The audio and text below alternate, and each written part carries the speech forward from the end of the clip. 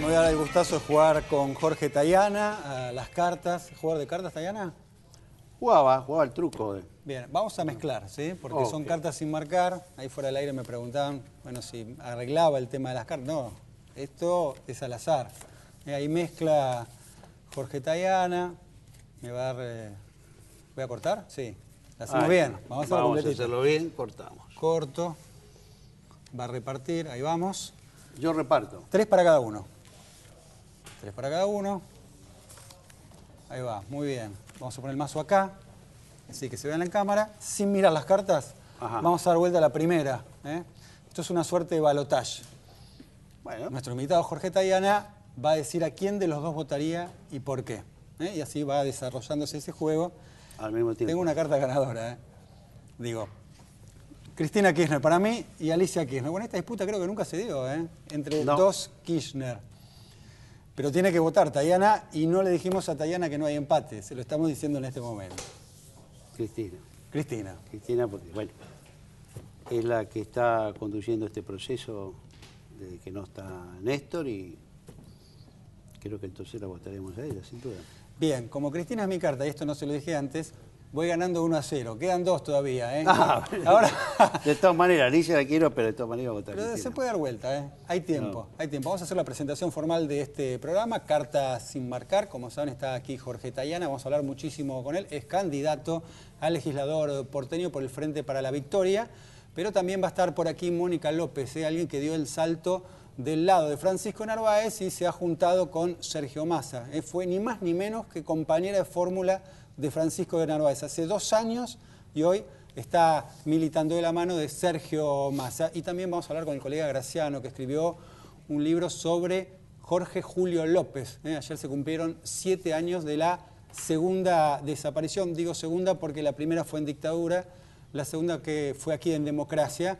Y bueno, hubo ayer algún tipo de manifestación al respecto, el hurgado sobre la vida de Julio López, y vamos a tratar de entender un poquito qué ha pasado después de tanto tiempo. Pero decía, acá está Jorge Tayana, que es candidato por el Frente para la Victoria, un hombre del movimiento Evita, que ha sido mucho tiempo canciller de la Argentina, y va a ser una patriada. Digo una patriada porque el peronismo no es profeta en la capital. No, el peronismo ha tenido siempre una relación intensa, pero no siempre mayoritaria con la capital. Pero de todas maneras nosotros creemos que en la capital, en Buenos Aires, la mayoría de los porteños coinciden con muchos de los puntos centrales del proyecto nacional que expresa el peronismo históricamente y el kirchnerismo ahora. Así que creemos que creen en un Estado que oriente la economía y que sea activo, creemos que creen en una sociedad sin exclusiones, creemos que creen en una vigencia plena de los derechos humanos, creemos que creen en la integración regional y sobre todo creemos que quieren vivir en una ciudad mejor. A ver, yo coincido con todo. Ahora, ¿por qué históricamente, por lo menos hasta esta última elección, el electorado porteño se ha inclinado por alguien como Mauricio Macri? O sus candidatos. Bueno, creo que hay varias razones. Históricamente la capital siempre ha tenido una tendencia a diferenciarse del gobierno nacional. No me refiero solo a estos 10 años, digamos, me refiero históricamente. Históricamente esta es la ciudad que eligió el primer diputado socialista, Alfredo Palacio, en 1904. No había en ninguna parte de América un diputado socialista. O sea, es una ciudad que en general le gusta diferenciarse, porque lo siente a veces como una forma de hacer más presente su individualidad, su autonomía. Segundo, Macri ganó cuando el peronismo se dividió, ¿no?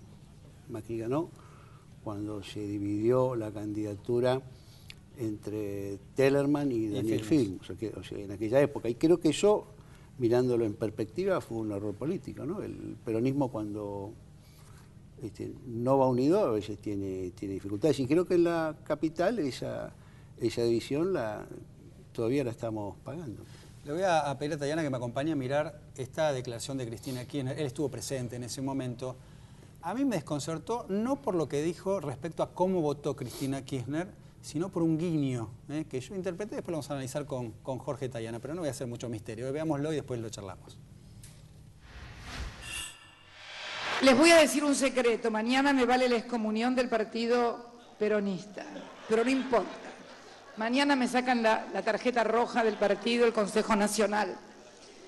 Ustedes no se deben acordar, pero los más viejos sí. Vos, Jorge Tayana, te debes acordar. Sabés lo que voy a decir. Vos debes haber andado por ahí conmigo, a lo mejor. En el año 73, cuando hubo elecciones, luego de la renuncia del doctor Héctor J. Cámpora a la presidencia, y fue candidato Perón nuevamente por tercera vez a la presidencia, hubo también una lista, además de la del Partido Justicialista, había una lista que era la del FIP, Frente de Izquierda Popular. ¿Se acuerdan? La lideraba, esto mañana me matan todo, no importa, yo lo digo igual. Bueno, y decían, vote, era la misma fórmula, Perón-Perón, pero decían, vote a Perón desde la izquierda. Yo voté a Perón con la boleta del FIP, debo reconocerlo.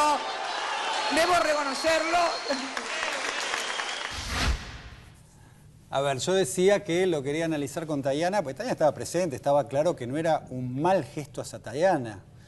Pero mi primera interpretación es, estando Tayana presente, uno interpreta que fue un guiño a la lista colectora que va a acompañar al Frente para la Victoria aquí en la capital, que es una lista que no pertenece al Partido Justicialista que encabeza Pablo Ferreira. ¿Interpreté mal o a mí me se puede dar esa pareció interpretación que fue lo que mostró la televisión, ¿no? Que fue un guiño a Víctor Ramos. Cosia es de ese partido, viene del FIP, digamos. Y Víctor Ramos, el hijo de Abelardo Ramos, que era el orientador, inspirador y creador del FIP, ese que está también y tiene un trabajo político muy importante en la Villa 21. Entonces me parece que ella lo vio a Víctor, se acordó de Abelardo Ramos y contó eso que yo no lo sabía. Yo voté peronista, lista completa, digamos, eso soy orgánico, histórico y tradicional, pero algunos jóvenes de la juventud en esa época tuvieron ese impulso de votarlo a Perón a través de la boleta del FIP. Igual no cae mal que haya una lista colectora, que compita. No, porque me parece que el peronismo siempre tuvo una vocación frentista en todas partes, y en general eso se ha expresado. Y en Capital siempre ha habido, no siempre, pero digamos en las últimas elecciones ha habido más de una lista, así que eso no es un tema. Los que estamos en la lista de Frente para la Victoria son los que desde siempre venimos apoyando este proyecto, y algunos desde antes del 2003. Ahora hay un grupo de compañeros, de gente que se acerca desde otra identidad política y quiere presentarse y apoyar a los candidatos nacionales y competir. Bueno, será una competencia fraterna con un espíritu frentista de apoyar a las otras candidaturas. ¿Se puede tomar de buena manera la experiencia de UNEN? Yo acá la validaba en el sentido de, bueno, fueron internas, hicieron las primarias en el mejor sentido de lo que se interpreta lo que fueron las primarias, que es competir internamente para después participar. Estoy hablando, por supuesto, de candidatos a legisladores nacionales, no a legisladores porteños, que no hay ley para eso, pero digo, como experiencia, ¿no? Con mayor democracia. A mí me parece que las PASO, que fue una iniciativa que primero impulsó Néstor, ¿no? Y que después se llevó a la práctica y se hizo efectiva, tuvimos nada más que dos experiencias, la experiencia presidencial del 11 y esta es la primera experiencia legislativa de las PASO. A mí me parece que es una experiencia interesante y creo que por ahí en el Frente para la Victoria o el PRO, que son los otros dos partidos importantes de la capital que no hicieron PASO, quizás nos hubiera beneficiado hacerla, ¿no? Eso da debate, da presentar más propuestas, permite que distintos compañeros se expresen. A mí no me parece una mala idea. El debate entre compañeros y la compulsa electoral es bueno. Es una forma de hacer más participación y más democrática una elección. ¿Tayana se imagina algo menos complejo ser legislador que ser canciller? Digo, los problemas macro globales a resolver, el subte, la calle, el pavimento, temas de desarrollo inmobiliario en la ciudad. Son temas distintos, ¿no? Yo había estudiado y actuado mucho en las relaciones internacionales. Acá tengo la ventaja que nací en esta ciudad, así que la conozco hace algunos años y he vivido y sufrido sus problemas y disfrutado de su belleza y de su oferta. Sí, yo tengo que bajar a un caso concreto, ¿no? Alguna de las iniciativas a presentar allí en la legislatura, de las primeras, bueno, esto es urgente en la ciudad, yo lo vengo viviendo. No, hace hay varias rato. cosas urgentes, vinculadas a las inundaciones, vinculadas a la basura, a los residuos, vinculados al transporte, vinculados a la salud, a la educación, hay muchas cosas urgentes. Pero me parece que hay que enmarcarlo. Hay dos problemas importantes, creo que es la forma de ubicar esto. Primero, tenemos que debatir y definir qué ciudad queremos, no hoy o mañana, sino para dentro de 20 años, porque la sensación que yo tengo es que la administración actual hace cosas con diversos resultados, pero no está claro qué ciudad vamos a tener dentro de 20 años, hacia dónde estamos yendo. Mire, esto lo veía con el COI, cuando fue la reunión del Comité Olímpico acá, sí. Estaban las 3 ciudades finalistas para los Juegos 2020, Tokio, Estambul y Madrid. Pero estaban terminando ahora un proceso que iniciaron hace años, en donde planificaron cómo iba a ser la ciudad en el 2020 para aspirar a esos Juegos. Cómo iban a ser el transporte, las comunicaciones, el alojamiento, los estadios, la hotelería. Nosotros no tenemos ninguna idea de cómo hacer Buenos Aires dentro de unos años. Ni tenemos fijadas prioridades, ni hemos asignado los recursos. Se toman las cosas por separado. Sí, y me parece que un tema que nos cuesta también a los porteños, que es pensar en perspectiva, porque además estamos haciendo cosas, estamos haciendo cosas. Cuando uno ve cómo se va para arriba en distintos barrios que tienen una vida mucho más tranquila y ve una serie de edificios, cuando ve que hay, dicen, más de 120.000 viviendas vacías por fines especulativas y que muchos de ellos son pequeños ambientes. Sí. Hay un tema de planificación urbana que no está. Y eso es en el modelo de ciudad que queremos y en la infraestructura que requiere. El segundo tema, que para mí también es central definir, es que no podemos pensar a la Ciudad de Buenos Aires como una isla, ¿no? La Ciudad de Buenos Aires no es una cosa que se acaba en los límites de la General Paz y el Riachuelo y el Río de la Plata y el resto no existe. No hay solución a los problemas de la ciudad si no cambiamos, si no la concebimos. Pero esa limitación no tiene que ver con la disputa política. Digo, estoy pensando, me imagino que estamos diciendo que hay que congeniar con la provincia de Buenos Aires para el área metropolitana. Sí, claro, hay que tener una visión metropolitana, pero yo no lo he visto a Mauricio Macri sentarse y hacer arreglos importantes con Jorge Macri, que es su primo, de su mismo partido y que tiene el municipio vecino. O sea, me parece que la idea de que hay que trabajar juntos con los municipios que rodean la ciudad y con las autoridades provinciales, es una idea muy, no secundaria, sino de tercer nivel. Y eso creo que es un error.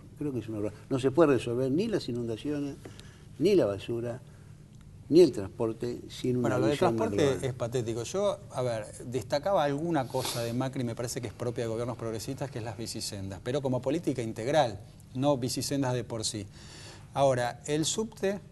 Hay menos frecuencias. 10 kilómetros prometió. No se avanzó exactamente, no se avanzó prácticamente nada. Están perfumados, muy lindos los subtes, pero las frecuencias son cada vez más espaciadas y el servicio sigue siendo malo. Están haciendo peatonales muchísimas calles de la ciudad. Bienvenido sea. Ahora, la gente, ¿cómo llega a la capital? Claro. ¿Cómo accede? ¿De qué manera? Es que la palabra clave es eso, es decir, se supone que transformar en peatones buena parte del microcentro tiene el sentido de accesibilidad, o sea, de ser más accesible el centro. Pero eso no está muy claro que efectivamente sea así cuando uno combina cómo está quedando el transporte, a qué distancia están las estaciones en el Metrobús de la 9 de julio. Es decir, cómo hacen las personas que tienen alguna dificultad para la movilización, tienen un problema. Voy a sacar a Tayana un segundo de lo estrictamente local, por algo muy interesante en el cual fui a alguna charla que hizo con la gente de Amnistía Internacional. Él como titular del Centro de Estudios de Políticas Internacionales de la Universidad San Martín, hablaron a lo largo de este año sobre la tortura, el cumplirse 200 años de la abolición. Sí. Una fecha que por lo menos servía de marco para tratar de seguir batallando contra la tortura. Ustedes me dirán, pero eso es viejo, algunos lo asociarán por ahí con la dictadura, pero la tortura entendida en mucho más allá de lo que puede ser una comisaría o lo que fueron los centros de tortura en los años de dictadura, sino la tortura que se puede llegar a practicar y se puede llegar a entender también en neuropsiquiátricos, clínicas, etcétera, etcétera. ¿Cómo fue esa campaña? Bueno, es interesante eso, porque son los 200 años de que se decreta la destrucción de los instrumentos de tortura y la prohibición de la tortura, pero la verdad que no está abolida hace 200 años la tortura en la ciudad de Buenos Aires. Lamentablemente es una práctica que ha perdurado, en algunas etapas más, en otras etapas menos, pero ha perdurado. Ya sea como tortura específicamente o como trato cruel, inhumano y degradante, que es una categoría un poquito distinta y que es las que hablan las convenciones. Pero efectivamente, la tortura es una práctica que está todavía instalada, sobre todo en muchas instituciones cerradas, ¿no? En las cárceles, estaba en los cuarteles cuando había mucha... Y la abolición de la conscripción obligatoria tuvo que ver con un caso de tortura y de muerte. Sí, y muerte, soldado el Carrasco. caso de Carrasco, exactamente. En los institutos neuropsiquiátricos, en los lugares para adultos mayores, en todos esos lugares en donde las relaciones de, primero, son instituciones cerradas y las relaciones de poder son muy desiguales, cárceles, se favorece la existencia de estas prácticas. ¿Por qué se hace esta práctica? ¿Por qué se mantiene? Es difícil de explicar, pero hay una... En primer lugar, en los casos tradicionales policiales era usado como herramienta de investigación, ¿no? Usted le pega el para que le diga dónde está, quién fue. Después creo que tiene un sentido, eso se reemplaza con la profesionalización y capacitación técnica y utilización de la policía científica, o sea, eso resuelve. El segundo elemento por el cual también hay tortura es porque es una forma de disciplinamiento social. De la víctima y ejemplificadora, ¿no? Ahí tiene un sentido de ejemplo sobre otros. Y esto es una cosa todavía más difícil de... Sí, y una deuda también de los medios, de nosotros los periodistas, de no dar demasiado lugar a este tipo de temática en los medios, ¿no? Sí, hay que trabajarla. La campaña la inició la Defensoría del Pueblo y dijo, bueno, ya que estamos en estos 200 años, utilicemos este año para hacer una gran campaña que va a culminar el 10 de diciembre, que es el Día Internacional de los Derechos Humanos, y donde durante todo el año generemos conciencia de que es inaceptable que todavía se mantengan prácticas. A ver, hablando de derechos humanos, le quiero preguntar a Tayana qué opina del nombramiento de Alejandro Granados como ministro de Seguridad en la provincia de Buenos Aires. Yo he sido muy crítico a partir de, nada, simplemente conocimiento, no solo de aquellas declaraciones duras después de un episodio de robo que él vivió en Ezeiza, sino por cierta reivindicación de Aldo Rico. Digamos, si uno hurga un poquito en la historia, a mí por lo menos no me cierra la figura de Alejandro Granados, teniendo en cuenta lo que fue la política de derechos humanos de este gobierno en los últimos 10 años. Mire, a mí me parece que en general el tema de seguridad es un tema complejo, es un tema que tiene distintas variables o variantes que inciden en él, y que evidentemente requiere una respuesta integral. Mi opinión es que es mejor que sea gente especializada en el conocimiento del tema y con experiencia o con formación quien se encargue de ese tema. No he escuchado todavía el plan del intendente Granados, así que no quiero opinar demasiado en adelante, pero en general yo tiendo a pensar que lo mejor es designar un ministro de Seguridad que tenga experiencia en el tema. A ver, una asignatura pendiente de la década, que el gobierno ha calificado de la década ganada. Está claro, el 33-34% que tenemos de trabajo en negro. Bien, ¿vamos a terminar la partida? ¿Cómo no? Voy ganando 1-0, vamos a la segunda. Julio Cobos, me toca a mí, ex vicepresidente de la Nación, calificado como traidor por muchos kirchneristas, no sé si el propio Jorge Tayana coincide con ese calificativo, y Elisa Carrió, que va a disputar aquí en la capital por UNEM, como candidata a diputada. ¿Quién gana acá o a quién votaría Tayana? Yo, son dos figuras del... La otra vez me puso 2 figuras del peronismo, ahora me pone 2 figuras del radicalismo. Yo votaría en blanco. Ah, pero no, eso es un empate. No, votar en blanco no es empate, discúlpenme. Pero no. Acá el reglamento no es el mismo que a nivel nacional. Ahí sí, bueno, se lo damos en blanco, sigo ganando 1-0. Está la posibilidad que Tayana me empate o que se vaya Zapatero. Vamos a la última. ¿Cómo no? Rodríguez Larreta, jefe de gabinete del PRO y aquí en la ciudad, Y Francisco de Narváez, un hombre que no le ha ido muy bien en la última elección, sí la ha vencido Néstor Kirchner en el 2009, pero de ahí hasta acá ha perdido una infinidad de votos. No hay otro voto en blanco. Y sí, hay otro tiempo obliga a votar en blanco. Voto yo soy un votante del vamos a hacer peronismo. una cosa. Vamos a hacer otra partida y no hay voto en blanco. No, el voto en blanco es un derecho del pueblo cuando no tiene candidato. Italiano va a ser legislador, se lo tiene que jugar ahí, ¿eh? A todo o nada. Y por eso voto lo mío. Bueno, le voy a dar otra oportunidad. Igual, aunque quiera votar en blanco, vamos a hacer una para cada uno, una más. Bueno, 2 votos en blanco es demasiado para este programa. Pino Solana, me toca a mí. Le quiero dar la chance que me empate.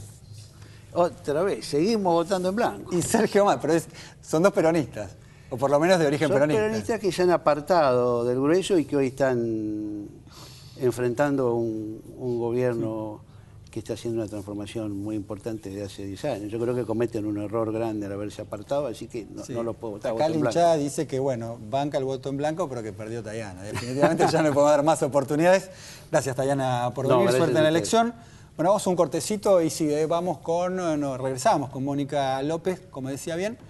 Había estado de la mano de Francisco Narváez, candidata a vicegobernadora, hoy con Sergio Massa. ¿Por qué? Bueno, nos explicará las razones después del corte.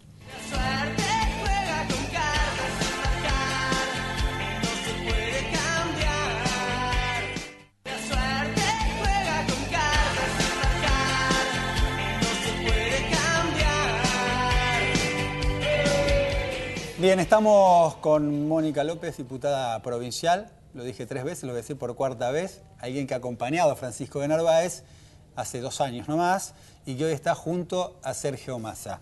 Ella explicó que se fue del sector de Francisco de Narváez porque Francisco de Narváez tiene, escuchen bien, un mensaje vacío, puro piripipí y sin gestión y pura agresión. Hola. ¿Cómo va? ¿Cómo estás? ¿Podemos ampliar un poquito las razones? Sí. A ver, cuando vos instalás una campaña sin debate, sin propuestas y sin proyectos, y cuando vos pones a la sociedad de un lado con respecto al otro sector de la sociedad, dividís aún más de lo que está la sociedad dividida. Esto significa que lo que vos protestás o lo que vos estás en desacuerdo no podés hacer la misma campaña. Nosotros somos la oposición, pero por ser oposición lo que no podemos plantear es permanentemente la discusión. Podemos plantear el debate y podemos plantear la discusión. Lo que no se puede es plantear permanentemente el palo en la rueda. Cuando se gestiona, se comete errores y se pueden hacer las cosas bien. El tema es que no se puede estar en permanente oposición. Y si además vos no estás de acuerdo, plantea una diferencia. Pero lo que no podés estar permanentemente siendo objeto de la oposición, tirar piedra y poner el ella o vos, el blanco y el negro, el rojo o el blanco. Estoy harto, ¿no? Sí, esas cosas que a la sociedad de alguna manera va buscando un cauce desde la gestión y desde el proyecto. Y esto lo digo porque en los resultados que obtuvieron y obtuvo el espacio que hacemos referencia, que además ahora las encuestas dan aún menos, eso significa que la sociedad está buscando quien los represente, pero no del harto, sino que quien los represente de la manera de la construcción de un país, de la manera de poder construir una provincia de Buenos Aires o un distrito que sea lo suficientemente sólida desde la política para poder tener la esperanza de futuro y de porvenir. Eso es la idea que yo tengo de la política. Ahora, más allá de esto, alguien que ha acompañado como candidata a vicegobernadora, ¿no? En la fórmula ni es menos. ¿Esto se habla? Porque lo que he escuchado de mucha gente que ha estado al lado de Francisco de Narváez es que cuando rompió esa relación ni siquiera se habló. Como que hay, de parte de Narváez, una estructura absolutamente de poder donde o estás conmigo o ni te quiero escuchar. Bueno, pero es lo que se protesta permanentemente. Yo lo que creo que nosotros debemos avanzar hacia lo que viene, debemos avanzar a lo que plantea la sociedad. Y la sociedad está planteando mejorar la seguridad, está planteando mejorar el estado de salud pública que tenemos en la provincia, está planteando una renovación en la política, tenemos periodos que se van a vencer dentro de 2 años y la gente está buscando de alguna manera poder referenciarse con un dirigente político que se sienta cómodo y además que busque el proyecto en común. La política es esto, poder modificarle la vida a la gente y que la gente se empiece a sentir un poco más feliz. ¿Vos crees, como dicen muchos, que Francisco de Narváez de alguna manera le hace un guiño a Daniel Scioli? Es raro, ¿no? Porque estamos hablando, y lo hicimos en estos 5 minutos. Sergio Massa, ahora vamos a Sergio Massa. Buenas que tenemos ahora vamos a Sergio Massa. Bueno. Hay tiempo, hay tiempo. La pregunta es, porque hablamos estos 5, 10 minutos que tuvimos recién, sobre, bueno, esa manera de dividir de Francisco de Narváez. Y de alguna manera Sergio Massa, a diferencia de Narváez, rescata algunas cosas del gobierno. Sin embargo, a de Narváez se lo acusa precisamente de trabajar en complicidad con el gobierno de manera subrepticia, en secreto. Desconozco. Lo que sí sé es que hubo seguramente un arreglo político de gobernabilidad con Daniel Scioli ya hace poco menos de un año o casi un año, de los cuales también fue una de las diferencias que nosotros teníamos desde la concepción. Lo que no se podía hacer es la crítica permanente, estar embrollado en una crítica y no salir de eso y después terminar acordando con lo que se protestaba. Yo lo que puedo entender son los acuerdos que nosotros tuvimos desde votar una ley o una reforma que instaló el gobernador. Algunas cosas nos opusimos, con el presupuesto votamos a favor, con la diferencia de que no estábamos a favor del aumento de los impuestos y de ingresos brutos. Es decir, nosotros mostramos una diferencia. De ahí si ha tenido arreglo con el gobernador, yo creo que sí. Yo creo que directa o indirectamente... Hay un acuerdo. Sí. Tácito o implícito. Bien, vamos a hablar de Sergio Massa, ¿está bien? Dale, me gusta. Gabriel Catopodis, intendente de San Martín, hoy dijo, yo quiero que debata. No lo veo a Sergio Massa a debatir, no lo veo en su entorno que hayan decidido que se preste al debate. Esto viene siendo casi una norma entre aquellos que aparecen primeros. En la primaria les fue muy bien, quedó primero en la provincia de Buenos Aires, y uno entiende que por la historia política de la Argentina en general no se prestan. Hubo alguna excepción aquí en Capital, en estas primarias con Lilita Carrió, quien le iba muy bien en las encuestas y sin embargo se prestó en la interna de UNEN a debatir. Pero no veo que Sergio Massa, ¿vos crees que debería estar? Yo creo que estaría bueno, y no solamente el debate de los candidatos, sino también a futuro el debate presidencial, el debate de los candidatos a gobernadores. Me parece que es positivo. Yo lo que creo que Sergio está buscando el ámbito para poder realizar ese debate, que sea en un lugar de una universidad pública. Yo creo que está buscando el momento... O sea, ¿vos crees que va a haber debate?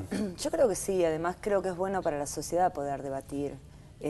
Me parece que sería bueno, que sería muy bueno, inclusive nosotros como legisladores, los proyectos que hemos presentado, debatirlos con respecto a otros candidatos a legisladores de otras listas, saber cuál es la situación en la provincia de Buenos Aires. A mí me gustaría que el gobernador también se haga cargo de la provincia de Buenos Aires y comience también la discusión de qué política de seguridad quiere también el gobernador, porque eso también depende de nosotros que somos legisladores, de aprobarlo en una ley. ¿Y a Alejandro Granados cómo les cae? No, estoy hablando de las políticas que supuestamente va a implementar. Primero desconozco cuáles son las políticas públicas de Granados. ¿Y los antecedentes de Granados no ayudan a entender la política que el futuro podría tener? A mí no me ayuda, porque venimos del péndulo permanente, del garantismo a los bifes de Granado, del desarme de Scioli al Granados que dice que hay que armarse. Venimos de que meta bala y a la bolsa, y me parece que no es así. No es ni el garantismo ni la derecha furiosa, ni armarse. Me parece que la ley y la justicia no son ni de derecha ni de izquierda. Es ley, es justicia y hay que cumplirla. Y aquel que esté armado, y el límite de las excarcelaciones, y hay un montón de cosas que hay que debatir para endurecer lo que siente la sociedad, que es una permanente puerta giratoria con respecto a la delincuencia. Yo repito siempre como un disco las palabras del ex ministro de Seguridad, Ricardo Casal, cuando dijo el 80% de los delitos cometidos en la provincia de Buenos Aires es en manos de los reincidentes. Digo, estas son las cosas que nosotros tenemos que clarificar. Ahora, ¿qué política tiene el gobernador Daniel Scioli? ¿Qué política tiene el intendente Granados, hoy ministro de Seguridad? La verdad desconozco, nosotros votamos el desdoblamiento el jueves, pero a mí me hubiera gustado que dentro del desdoblamiento también tenga la posibilidad de presentar el plan de seguridad. 100.000 policías son necesarios en la provincia de Buenos Aires, pero no hay capacidad edilicia, porque 3.000 policías se reciben en el año. Por lo tanto, 100.000 policías puestos en la calle va a ser muy difícil que lo cumpla. Ojalá, porque lo que necesitamos todos es seguridad. El que no tiene demasiado a Mónica López, más allá de algunos carteles, que hay muchos en la provincia, aquellos que transitan la ruta o ven en la provincia, hay mucha cartelería, ya la identifican. Pero la trayectoria política... Si yo le pregunto a Mónica López quién votó para presidente en las últimas 3, 4 elecciones, Yo soy peronista. Bueno, hubo muchos candidatos peronistas en las mismas elecciones, Sí, simultáneamente. sí. A ver, ¿a quién voté en el 2003? Sí. Néstor Kirchner. Néstor Kirchner. 2007, Cristina Fernández de Kirchner. 2011, por supuesto que no, porque yo fui candidata a vicegobernadora de una lista que estaba Ricardo Alfonsini y nobleza obliga, partidaria, o por lo menos de lista, tuve que votar a Ricardo Alfonsini. Y estás, bueno, entiendo que estás desencantada del kirchnerismo por el recorrido que estás imaginando. Que El peronismo siempre votó en 2003, siguió una línea de pensamiento y de conducta. Y en el 2007 la continuamos. Después, yo creo que las cosas en el país no han ido superándose, las dificultades y las diferencias, y no nos sentimos, un sector grande de la sociedad, me parece, de la política, se sintió que no había demasiado acogimiento con el resto del peronismo y de la política, y uno, obviamente, cuando además es militante y no tiene un compromiso de cargo ni de funcionario público, puede decidir a quién vote y cómo decidir. ¿Estás de acuerdo con esta propuesta, creo que la dijo Daniel Scioli, de ir a una interna para definir en el 2015 el candidato del peronismo? ¿Estás de acuerdo que Sergio Massa se sume en esta interna o crees que no va a participar? No, yo creo que es muy bueno. Si Daniel Scioli y otros candidatos a presidentes van por el mismo partido, por supuesto que tiene que haber internas. Ahora, si Daniel Scioli va por un partido y hay otros candidatos que van por otro partido, no es necesario. Bueno, pero son todos peronistas. No, pero hay que ir por la herramienta electoral que es el PJ. Bien, y vos decís que no. Y el PJ No, yo ahora no veo está... sin interna, te digo la verdad, no la veo sin interna. No, pero hay que decidir... Primero tenés que definir la herramienta electoral. Sí. Si vos tenés definida que el PJ, el Partido Justicialista, entra en un cuello de botella como está en este momento, donde está intervenido judicialmente, donde los mandatos están prorrogados, donde no hay conducción, donde no hay cargo porque está intervenido por la justicia, muy difícil ir por el PJ. Lo que hay que hacer por el PJ es reestructurarlo, reorganizarlo, normalizar y convocar elecciones con nuevas candidaturas. Una vez que estamos ahí, vemos si el candidato del PJ junto con Daniel Scioli, si es PJ, van a competir en una interna. Hay que ver quiénes son los candidatos. Bueno, te hago la última, Daniel se está adelantando en una candidatura de 2015. Sí, tiene que gobernar la provincia, tiene que bajar los índices de la delincuencia, tiene que solucionar los problemas de la salud en la provincia de Buenos Aires, solucionar Pero los Massa temas también salariales. tiene un proyecto presidencial, ¿eh? Va a ser diputado nacional muy ahora el cortito, 27 de me quedan octubre. 10 segundos, Dale. muy cortito. Cariglino, del espacio de Massa, dijo algo que está en desacuerdo con Massa. Él no quiere poner coto a las reelecciones indefinidas de los intendentes. Massa planteó que esto debe ser así. Yo coincido con Massa, creo que en todos los ámbitos, sindical, Totalmente. todos tiene que haber límite para las reelecciones de... Primero que es muy bueno que en el mismo espacio podamos debatir este tema. ¿Pero vos estás de acuerdo o no? Yo estoy de acuerdo, sí. Yo estoy de acuerdo incluso con el límite de los legisladores. ¿En los sindicalistas también? ¿Tu marido es sindicalista? Sí, por supuesto, pero también... Estamos sacando de Pero la Secretaría General de los Petroleros. Pero por supuesto, yo creo que si lo llamás y le preguntaste va a decir Lo vamos a llamar a Robertita Pin para ver si está de acuerdo con eso. Por supuesto que sí. Gracias, Mónica Gracias, López. Diego. Bueno, vamos a un cortecito y sí con un tema bueno, que cala profundo en todos los que amamos y abrazamos la democracia. Tiene que ver con la desaparición, la segunda desaparición de Julio López. Ayer se cumplieron 7 años de esa desaparición. Vamos a hablar con un colega que escribió un libro muy interesante abordando esa temática. Ya venimos.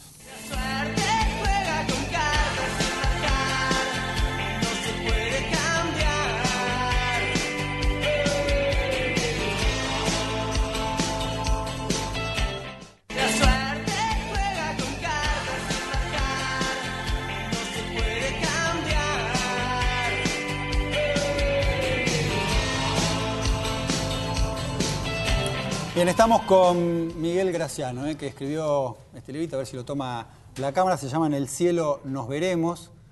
Tiene que ver con esto que veníamos presentando, se cumple, o ayer se cumplió un nuevo aniversario de la segunda desaparición de Julio López. Un nuevo aniversario de la segunda desaparición, porque desapareció en dictadura, desapareció en democracia. En el prólogo, la colega Adriana Meyer de Página 12 habla de 4 desapariciones, agrega 2 más. La de los medios y la del expediente judicial.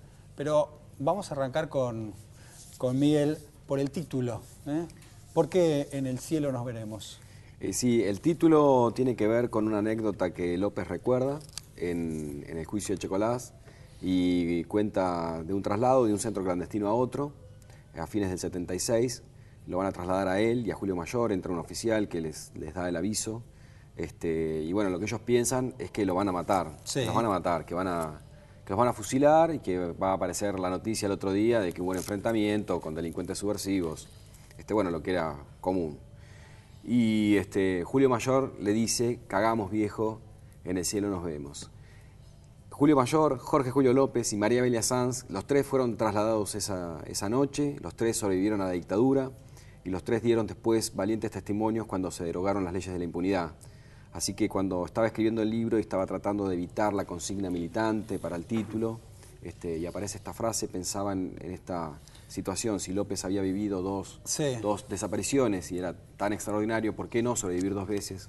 Y otra vez, digamos, de alguna manera simbólica, decirle, cagamos viejo, en el cielo nos vemos. Ahora es el primer juicio tras la derogación de las leyes Es el primero de que se impunidad, ¿no? inicia después de la derogación de la evidencia de vida y el punto Y final. el punto final. Empezó después en la ciudad de Buenos Aires, el del Turco Julián, Sí. y terminó antes. Claro. Eso lo contás en el libro. Claro. Ahora, es curioso porque López desaparece el día que tenía que volver a declarar, ¿no? No, era el día En el juicio. en el que tenía que... Terminaba el juicio, ya eran las etapas finales, y los abogados de la querella, sus abogados representaban, porque él era querellante, Sí. y tenían que alegar. Y él tenía Es que verdad. estar presente en la sala porque no los había apoderado a los abogados. Es decir, que tenía que estar de firmar cuerpo los papeles presente. y estar ahí. Ahora, digo, es curioso también porque no hay datos. No pasó, en estos 7 años, no se tuvo un dato más. Sí, hay Ningún una gran dato deuda, más. una gran deuda. Hay una gran deuda. Sí. Y hay datos políticos curiosos. Ayer se realizaron manifestaciones, Sí. Fueron muy pocos organismos de derechos humanos. Esto también es un dato llamativo. ¿Sí? Me parece que tiene que ver con la tensión política que hay, con la correspondencia de algunos organismos de derechos humanos con el gobierno nacional, pero me parece que en este caso la política, o por lo menos la política partidaria, no tendría que entrometerse. Me parece que todos los organismos deberían haber marchado. Y también hay una militancia política de uno de los hijos, ¿no? Es candidato Sí, a concejal ahora está del kirchnerismo. Sí. Uno de los hijos de Julio Sí. López, Rubén. Sí, Rubén, que es el hijo mayor. Rubén, es verdad, todos dicen sí. Rubén, pero el libro Rubén. lo pone sin acento, Es correcto. sin acento, sí. Y Gustavo es el menor y Rubén es el mayor. Sí. Y digamos que Rubén es como el vocero de la familia, que es el que habla con los periodistas y el que está más activo en la cuestión de la lucha por saber qué pasó con su papá. Ahora, López aportó datos claves Sí. en la causa. Varios datos claves, además de que nombra una gran cantidad de represores. Puntualmente en el juicio a Miguel Echecolás es un testigo que ubica al imputado en el lugar de los hechos. Varias veces cuando lo torturan a él, lo ubica también cuando se cometen unos fusilamientos de sus compañeros de la unidad básica, de los compañeros de López. Digamos que en ese sentido es un testigo importante. Además, el juicio a Echecolás no era como los juicios que se hacen ahora, que son por circuito, sino que era a un represor y no se juzgaba por muchos casos, sino por 8 casos nada más. López, además de ser un testigo y un creyente, era uno de los casos que se juzgaban, y también Ambrosio de Marco y Patricia, que son los compañeros de López, son los otros 2 casos. Así que es importante su testimonio por todo lo que significaba. Hay un dato llamativo también de la vivencia que tuvo en ese secuestro Julio López durante la dictadura, que es que le habían puesto un pullover, vos lo describís bien, el pullover amarillo, que él entre el tejido podía mirar lo que pasaba, y aún estando detenido, si en el cuarto donde estuvo detenido, Sí. él por debajo de la puerta. Sí, él fue un... podía seguir espiando y Sí. saber lo que pasaba y por eso relatar todo lo que pasó. En todo fue muy raro él, digamos, él se atrevió siempre un poco más que digamos que casi todo el mundo o que todo el mundo, porque él se atrevió a ver, incluso es tan contundente lo que dice y tan creíble que cuando habla del disparo con el que matan a Patricia, él Sí. señala el lugar en donde entra la bala y dónde sale, y dice, si encuentran el cráneo alguna vez van a ver que yo digo razón. Y esto es interesante y es importante, porque él todo el tiempo está buscando pruebas físicas Sí. que demuestren que su testimonio es cierto. Por ejemplo, ofrece su propio cuerpo. En muchas instancias, él dice, si quieren ver la tortura, las marcas que la picana dejó en su cuerpo. Y en uno de los procedimientos, por ejemplo, entra a la celda en donde estuvo detenido y se va para el fondo de la celda, que no es muy grande, imagínate, y con las palmas de la mano empieza a tocar la pared. Los que entran atrás de él dicen, ¿qué pasa? ¿Qué pasa, López? ¿Qué está haciendo? Y él dice, yo dejé una marca acá y quería encontrarla para mostrárselas. habían pasado 30 años. Imagínate que esa celda había sido revocada, pintada. Sí. Iba a ser muy difícil que encontrara la marca. Pero él, sin embargo, estaba tratando todo el tiempo de decir, miren, ven, esto es lo que yo hice, o esto es lo que yo les decía, allá está el techo de tejas del que les hablé, el testimonio, todo el tiempo con la cuestión. Era un tipo introvertido, un albañil, con militancia dentro del Sí. Partido Justicialista, en los momentos por ahí más difíciles de la historia de este país. Otra curiosidad es que una de las abogadas que lo defiende es militante de izquierda, Sí. ¿no? Es Miriam Bregman. Sí, sí, es el colectivo de justicia ya, eran 6 abogados, y bueno, son de diferentes organismos de derechos humanos, que tienen a veces sus diferencias también.